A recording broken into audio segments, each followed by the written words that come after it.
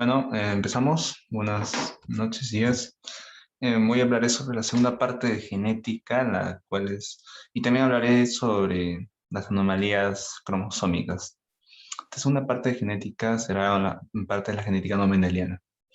Antes de todo esto, haremos un preludio con esto. La herencia de los grupos sanguíneos está relacionada con los cromosomas somáticos y otras alteraciones, pues, resaltantes en cromosomas sexuales, como por ejemplo, que lo haremos igual después, y la ceguera a ciertos colores como el daltonismo y la incapacidad de coagulación en la hemofilia, están relacionados al cromosoma X y son recesivos. En este caso suelen ser recesivos. Hablaremos también de la herencia sanguínea y la herencia ligada al sexo. Bien. Primero podemos empezar sobre que los genes están en los cromosomas, como lo vimos en la exposición pasada, y recordar los principios de herencia. Genes están agrupados en pares. Estos genes ocupan locus en esos pares cromosómicos. Y los cromosomas están en pares homólogos. Hay una excepción en esto de los genes, que los genes del cromosoma Y y X en varones no ocupan los mismos locus o pares iguales. Ahora veremos los tipos de herencia. La mendeliana, en la que nos semana pasada, donde hay genes con dos alelos, dominante y recesivo, y esto es independiente del sexo, o sea, completan de varones y mujeres en ambos.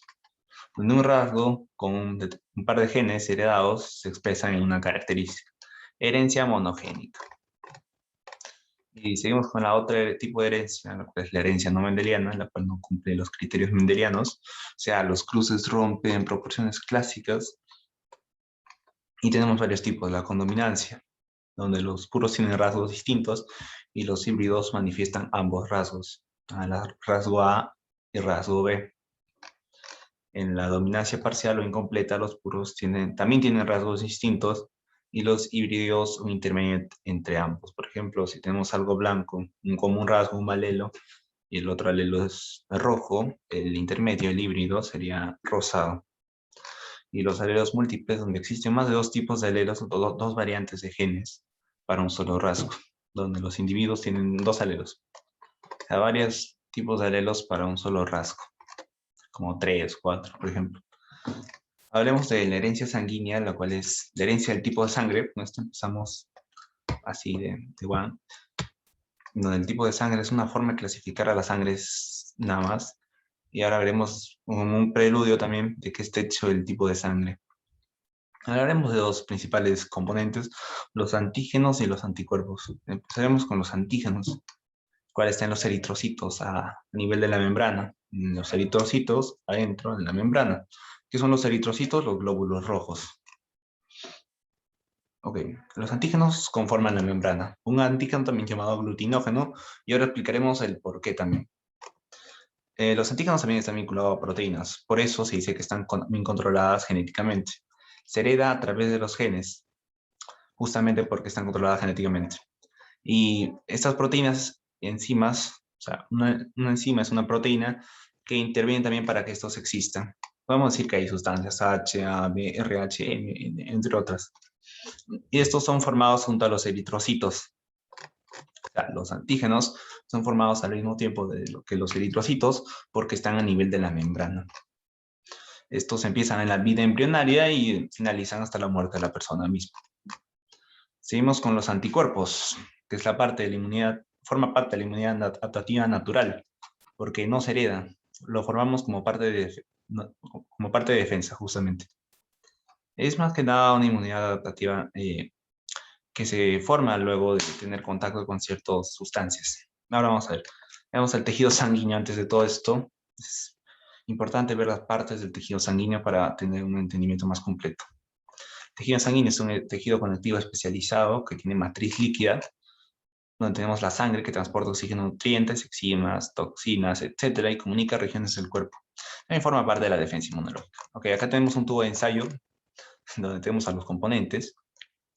Tenemos a los glóbulos rojos, están aquí justamente, a los glóbulos blancos y plaquetas, que están en esta zona acá azul, y el plasma, que es la matriz líquida, es el líquido intercelular. Que tenemos obviamente separados, pero luego lo vamos a ver en esta imagen juntos. donde los eritrocitos están aquí, eritrocito A, eritrocito B, y todo este acá amarillo, como vemos, es el plasma, que está ahí, el plasma. Y acá tenemos a los anticuerpos circulando, y acá vemos la membrana del eritrocito, donde dijimos que los antígenos conforman la membrana. Y aquí los tenemos, los antígenos de grupo sanguíneo. También se dice sustancias.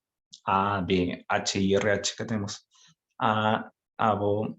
Son más que nada las sustancias que forman los antígenos de los grupos sanguíneos. Luego seguimos con los anticuerpos están sumergidos o dispersados a través de todo el plasma. Aquí están como que nadando en todo el plasma como si fuera una piscina. En la formación de eritrocitos también se da la formación de leucocitos, de los glóbulos blancos. Se forman al mismo tiempo, desde la vida embrionaria, o sea, desde la vida embrionaria.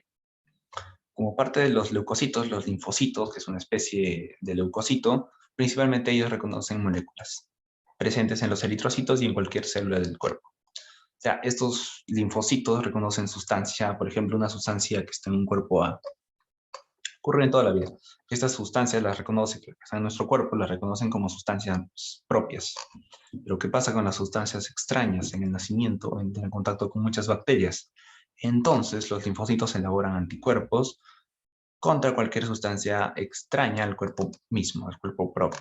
Estos son los anticuerpos, donde forman anticuerpos. Esto ya se conoce como inmunidad adaptativa natural. Y la forma contra cualquier sustancia extraña se refiere a cualquier antígeno extraño que entre en contacto se tenga por ahí. Como dato, que se dice que cuando sangre coagula es suero, cuando la sangre no coagula es plasma. O sea, en la parte que está en la sangre. Luego seguimos con en 1901 empezó esta clasificación para el tratamiento de las enfermedades. Karl Steiner tipificó los grupos sanguíneos frente a los problemas de transfusión de sangre que se hacía antes de él. Porque antes se pasaba directamente con un animal a una persona. Él lo hizo probando, o sea, si se pone la sangre de una persona en contacto con el plasma de otra persona, pueden ocurrir dos cosas. El primer caso que puede ocurrir, que se aglutina, o sea, que los eritrocitos se amontonan. Y en el segundo caso, donde no se aglutina, donde los eritrocitos mantienen su uniformidad. Y, ok, empezamos con quién ocasiona la aglutinación en el caso de que se aglutine. La aglutinación la ocasiona el aglutinógeno o el antígeno extraño. ¿Y qué hace que lo aglutine? ¿Quién hace el aglutinamiento? La aglutinina, o también llamamos anticuerpos, que elimina las sustancias extrañas. Seguimos con la clasificación de las sangres y empezamos con el sistema ABO, el cual está constituido por 4 grupos sanguíneos, grupo A, grupo B, grupo AB y grupo O, el cual está controlado por 2 genes, el gen H y el gen ABO. El gen H está ubicado en el cromosoma 19, el cual codifica para enzimas que participan en la síntesis de la sustancia H. Y el otro gen, ABO, ubicado en el cromosoma 9, tiene 3 alelos distintos, alelos múltiples. El gen H es para una enzima. Tenemos el eritroblasto, que es un eritrocito inmaduro, por así decirlo, que está un eritrocito precursor, esta información. Ocurre en la maduración de los eritrocitos, donde sobre la sustancia H tenemos la FUC transferasa, donde transforma este componente de acá de 4 a un componente de 5, donde la sustancia H, sobre esta misma sustancia H que se forma en esta ecuación, si está presente esta otra enzima, que es la galactosa en la acetiltransferasa, le añade esta pequeña porción situada de verde, donde es el N-acetilgalactosa. Y esto se transforma en el antígeno A, también llamado grupo A. Sí, esto si es que el alelo o el gen del idiotipo A está presente. Y si el alelo I nada más está presente, no participa en ninguna enzima, sigue la sustancia H, también denominada grupo O. Y si el alelo o gen de variación idiotipo B está presente, la galactosa transferasa se transforma, la galactosa transferasa le añade esto de acá, que es la galactosa, y lo transforma en un antígeno B, el cual pertenece al grupo B. El I es idiotipo, como mencioné. Acá tenemos los términos que usamos, el N-acetilgalactosamina, que también se puede ser representado así, y la galactosa, que está acá. Acá tenemos al grupo A, grupo B, y grupo AB y grupo O. Vamos aquí. En el grupo A, en jerarquía, el grupo A y el grupo B son codominantes y dominan ambos sobre el recesivo O.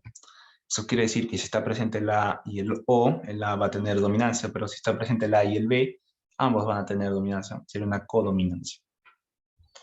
Empezamos con el grupo A, donde puede ser así, y biotipo A y A, o IA con el I, donde este tiene eritrocitos A con antígeno A, tienen antígeno A, los eritrocitos con antígeno A.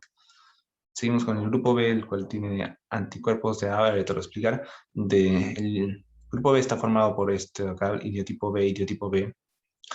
Y idiotipo B también puede ser idiotipo B y simplemente el O, donde tiene eritrocitos con antígeno B. El grupo AB, como les dije, tiene el A y el B, donde los eritrocitos tienen antígeno A y antígeno B. Y en el plasma no tienen anticuerpo. Ahorita voy a explicar.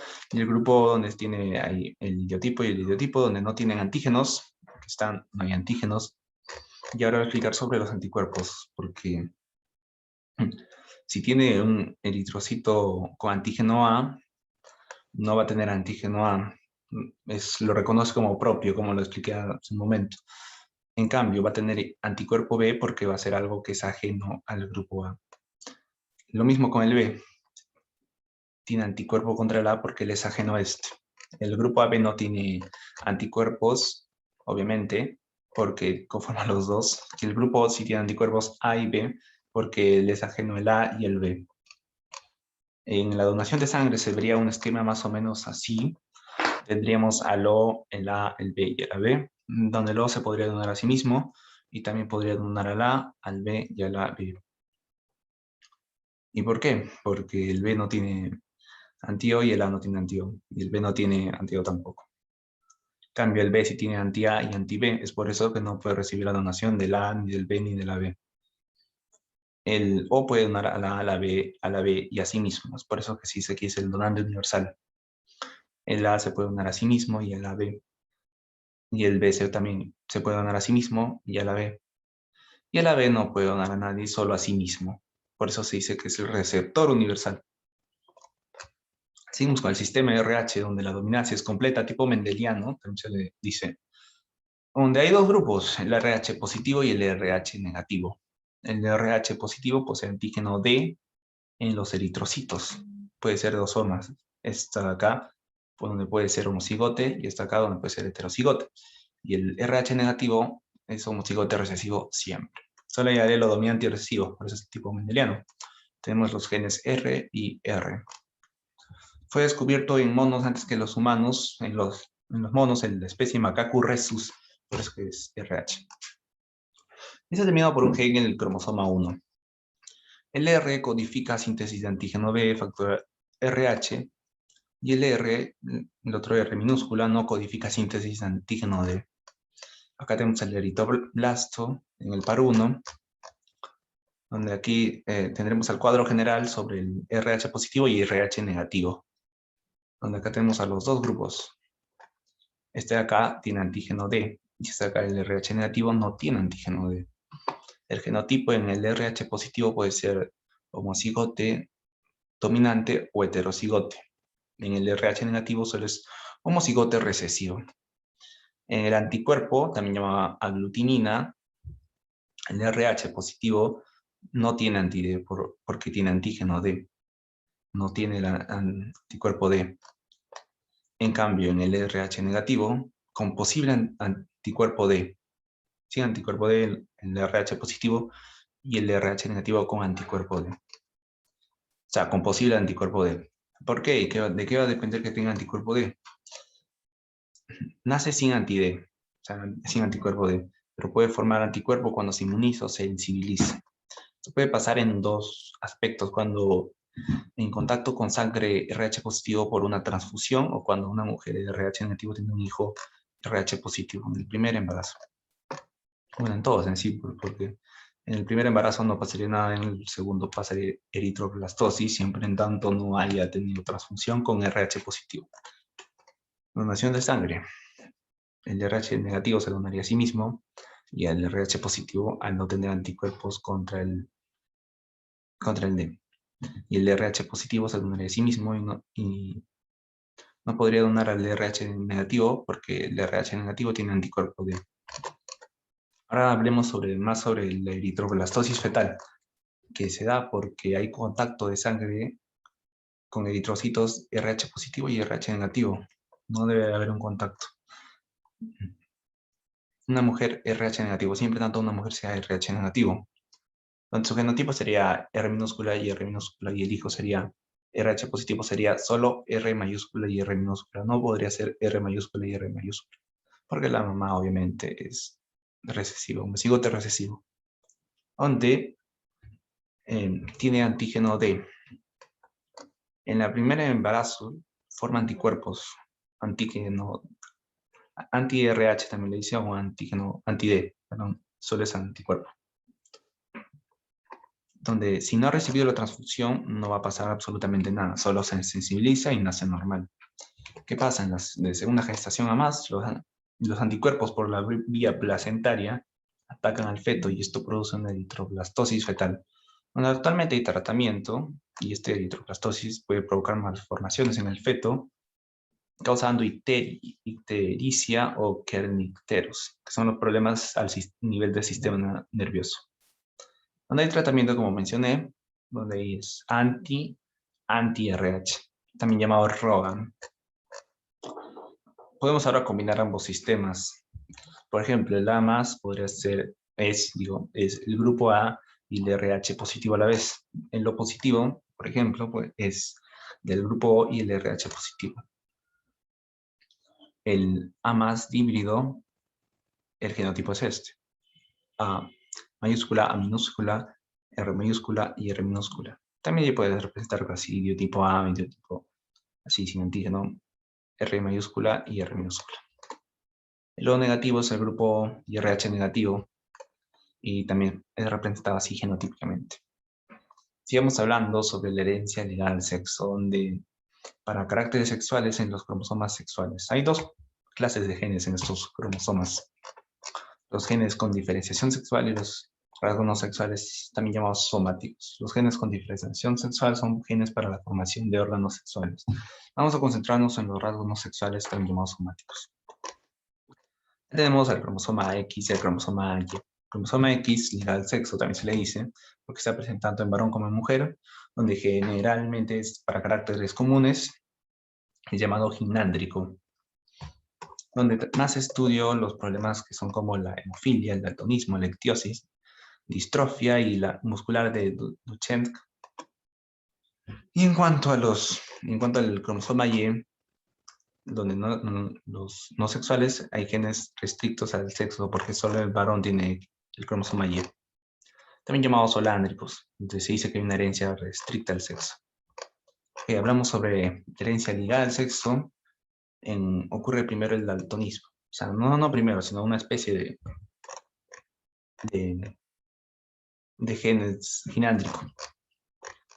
El daltonismo es la ceguera para colores y se da un trastorno a nivel ocular, donde la enfermedad es genéticamente recesiva ligada al cromosoma X, y hay tres tipos de daltonismo: deuteranopia, protanopia y tritanopia. En la deuteranopia no se ve el verde, en la protanopia no se ve el rojo y en la tritanopia no se ve el azul. En el alelo del daltonismo es recesivo y el alelo de la visión normal es dominante. Acá vemos el cuadro general donde vamos a hablar sobre los portadores. ¿Qué son los portadores? Son los que tienen genes para la enfermedad, pero no tienen la enfermedad, porque es una enfermedad recesiva. Y si está un dominante, obviamente gana el dominante frente al recesivo, pero si lo tiene, por eso se dice que es portador. En el hombre, en la mujer primero, una mujer normal puede ser de dos tipos. Puede ser homocigote dominante o puede ser heterocigote portadora. Una mujer con daltonismo puede ser homocigote recesivo, solo homocigote recesivo. En el caso del hombre, puede ser hemicigote dominante o hemicigote recesivo. ¿Por qué se dice hemicigote? Porque un solo gen determina si es normal o con daltonismo, por eso dice hemicigote. En el caso de la hemofilia, que ya es otro problema que se tiene ligado al sexo, es por la falta de factores de coagulación.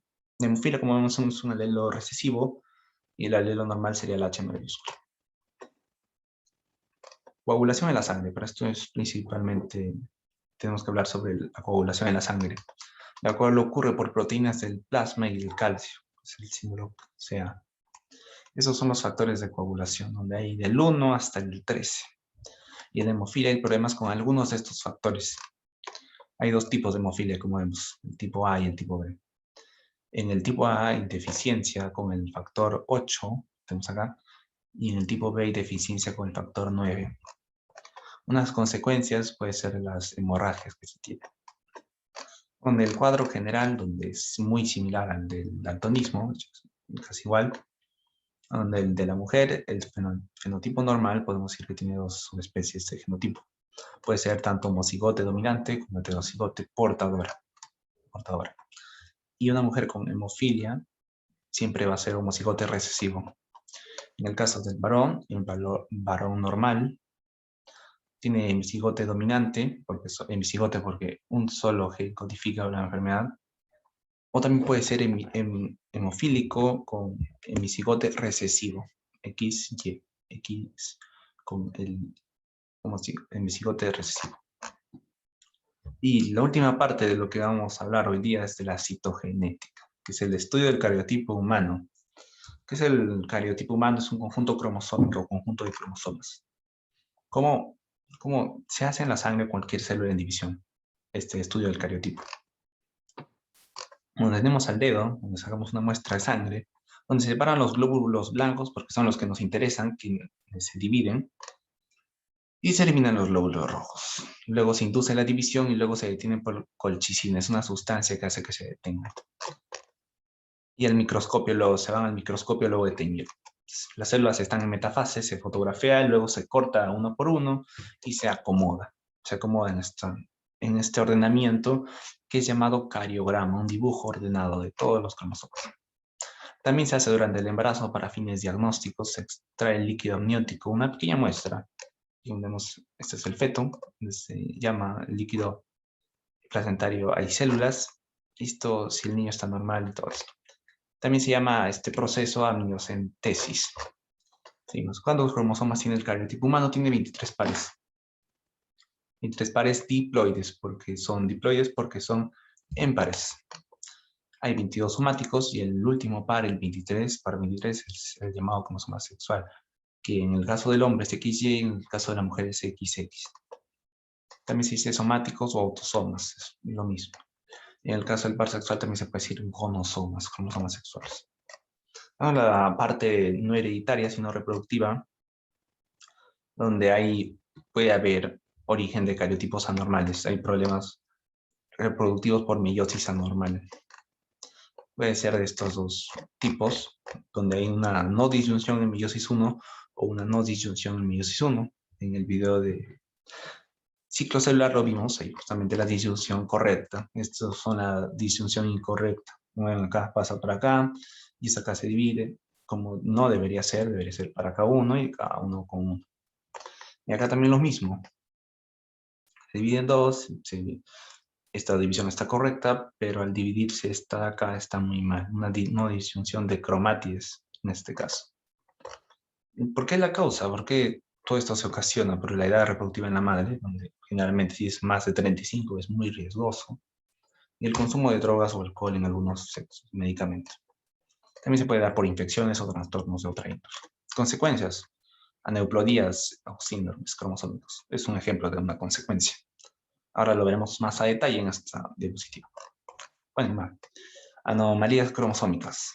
Hay dos tipos, pueden ser estructurales o numéricas. Primero vemos las estructurales, solo una de las elecciones, que es la pérdida de un segmento cromosómico, como el síndrome de Lejeune o Lejeune, donde se da la pérdida de una parte del cromosoma 5.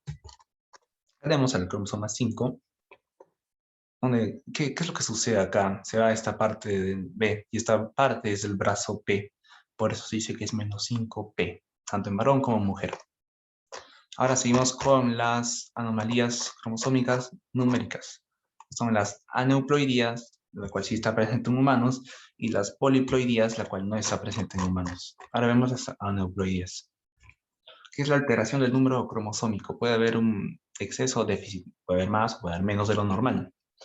Uno de los problemas en disyunción pueden haber la monosomía o trisomía. Monosomía es la falta de un cromosoma de pares, o sea, cualquier cromosoma. 2n-1 se representa.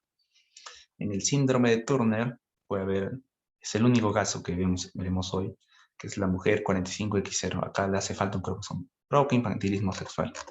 En el caso de las trisomías, donde hay un exceso de un cromosoma, cualquiera, puede haber un 2n+1. Los más comunes son el síndrome de Patau, donde la mujer tiene 47, tiene XX+3. Esto quiere decir que hay un exceso en el cromosoma 3. ¿Qué causa esto? Causa hendidura paletina o también sin orificios oculares, el bebé recién nacido. Seguimos con el síndrome de Edwards, donde hay un exceso del cromosoma 18 que puede traer muchos trastornos graves internos y el periodo de vida es mucho menos de un año. Normalmente viven semanas hasta meses. Seguimos con uno de los más destacados, el síndrome de Down, donde hay un exceso del cromosoma número 21, donde estos viven menos de 50 años, tienen el pliegue simiano, aquí, simiano, y una de las características es que puede tener cara de luna llena, nariz y cabeza achatada y lengua grande. El síndrome de Klinefelter, otro tipo, es un exceso de un cromosoma sexual. En el varón puede ser XXY, en la mujer XXX. Esto le puede ocasionar trastornos en la menstruación.